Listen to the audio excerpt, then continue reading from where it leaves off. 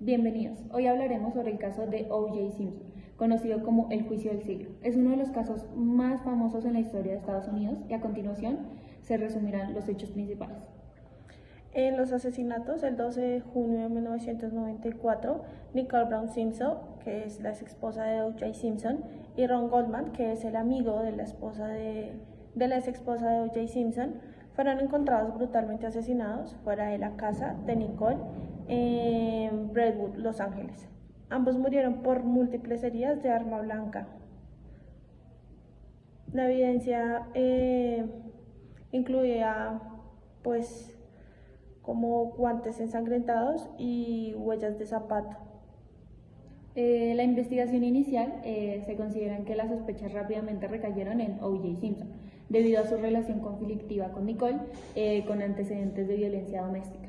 La policía encontró evidencia incriminatoria en su casa, como sangre que coincidía con la de las víctimas, y seguía la persecución en la autopista. Esa persecución fue el 17 de junio de 1994, donde O.J. Simpson no se quería entregar a la policía como estaba previstamente, lo que llevó a una persecución televisada. Ampliamente O.J. Simpson iba en una Ford Bronco blanca, conducido por su amigo llamado I.G. Collins.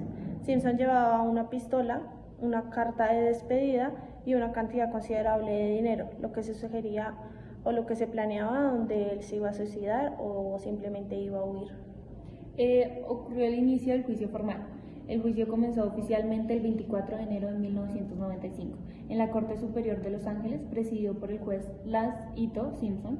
Simpson presentaba cargos de doble asesinato por las muertes de su exesposa Nicole Brown Simpson y Ronald Goldman.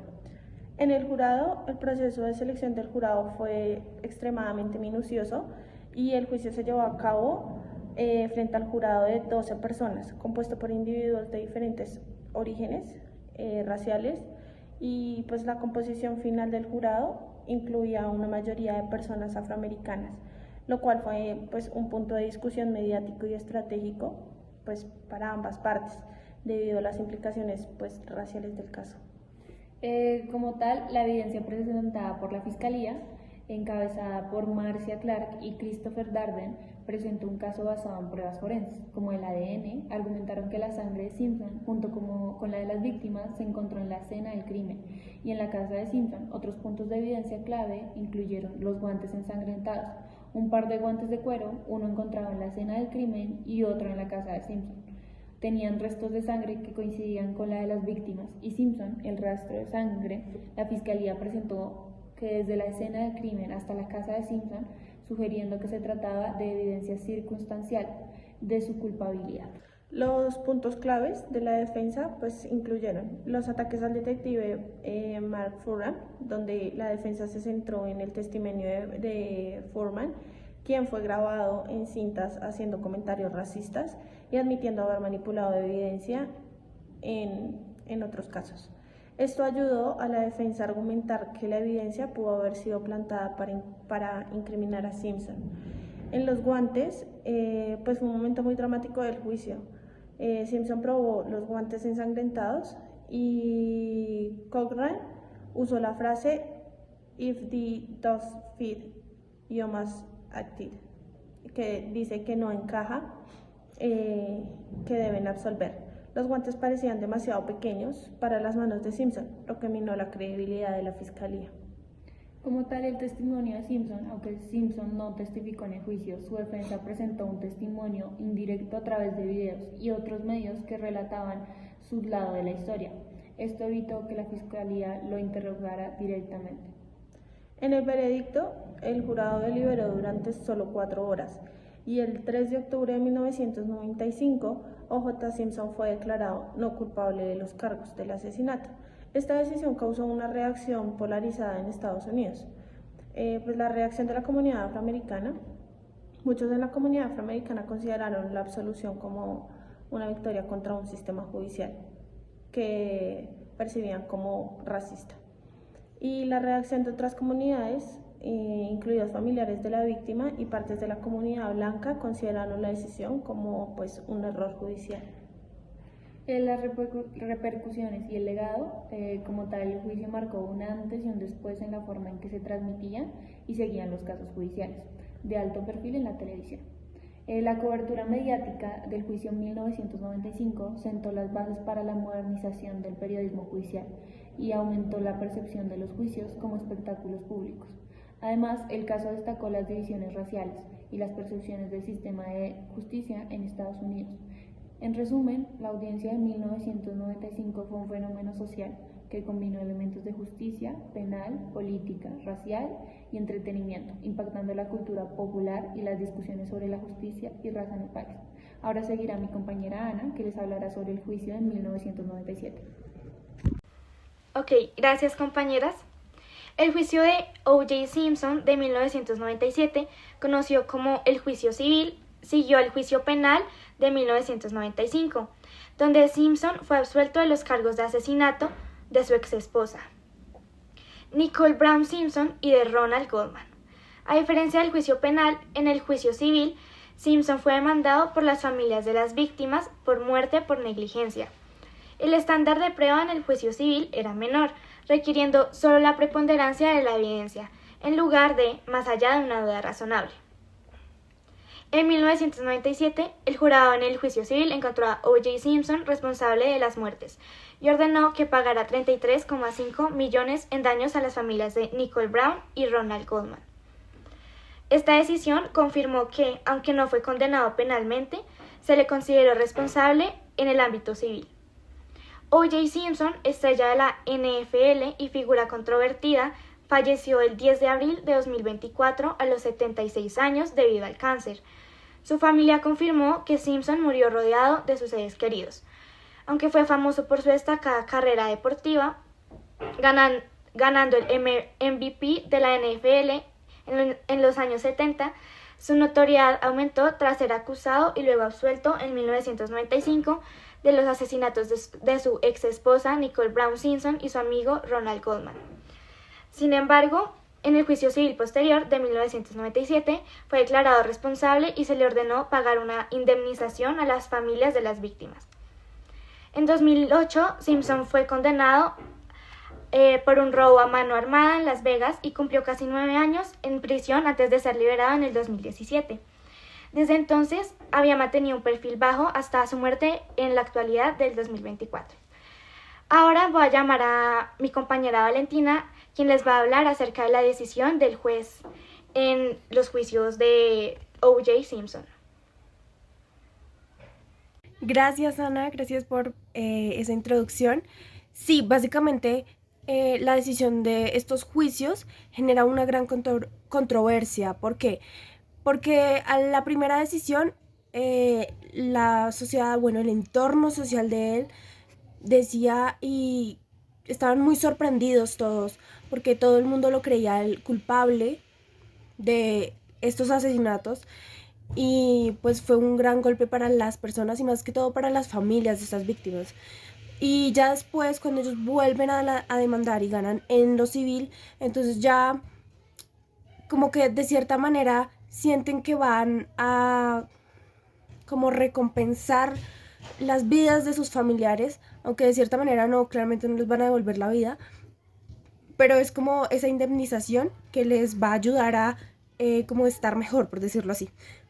Entonces ahí es cuando se le pone la multa, pero realmente no la toma en serio. O sea, realmente de la investigación que se hace después, se ve que él vende todas sus propiedades y compra propiedades en Hawái, en donde es permitido que se tengan propiedades y es prohibido que cuando una persona tiene una deuda se le embarguen las propiedades. Esto no se puede hacer allá. Entonces, eso es la estrategia que él usa para no pagar esa indemnización, y además se le van aumentando muchísimo los impuestos. Este hombre llega a tener una deuda de más o menos 45 millones, 47 millones de dólares alrededor de el tiempo en el que él muere. O sea, desde el momento en el que se pacta la indemnización hasta el momento en el que él muere.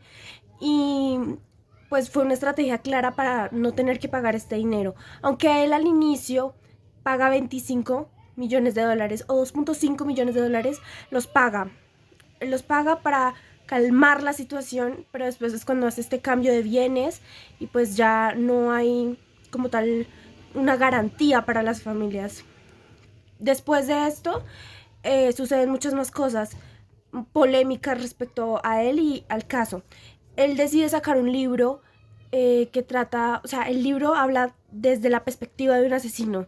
Él escribe desde la perspectiva de un asesino y esto es muy complejo, o sea, es muy polémico, ya que por este libro lo entrevistan en diversas ocasiones y en estas ocasiones él dice que él lo escribió hipotéticamente. Pero los mismos entrevistadores empiezan a cuestionarlo y empiezan a decirle que si acaso esto que él escribió es porque lo vivió, es decir, insinuando que él sí cometió los crímenes. Y en muchas entrevistas él llegó a negarse, pero hubo una en específico en la que él le dijo a la entrevistadora que realmente no iba a decir que no, ni iba a aceptar nada, sino que iba a dejar a libre interpretación de las personas, pero que igualmente iba a decir que todo era hipotético y que pues él no se consideraba culpable de absolutamente nada, que él era una persona pues de bien y que él había decidido sacar ese libro porque eran ideas que se le habían ocurrido de la nada. Pero fue muy controversial el libro porque en el libro de hecho hay un caso igual, o sea, los hechos son muy parecidos a los que pasaron en la vida real, son cosas como muy explícitas y está escrito de una manera en la que el lector podría interpretar que la persona que lo escribió pudo haber vivido cosas parecidas. O más o menos eso era lo que decía la crítica respecto al libro. Entonces, pues, es muy complejo porque de cierta manera se puede incriminar, o sea, se puede llegar a creer que él realmente es el culpable de ese crimen, pero pues ya hubo un juicio y ya no hay más decisión que valga. Después de esto, él pues tuvo una gran controversia por el libro, entonces decide irse a Las Vegas, estando de viaje en Las Vegas y de hecho tuvo un periodo de instancia ya.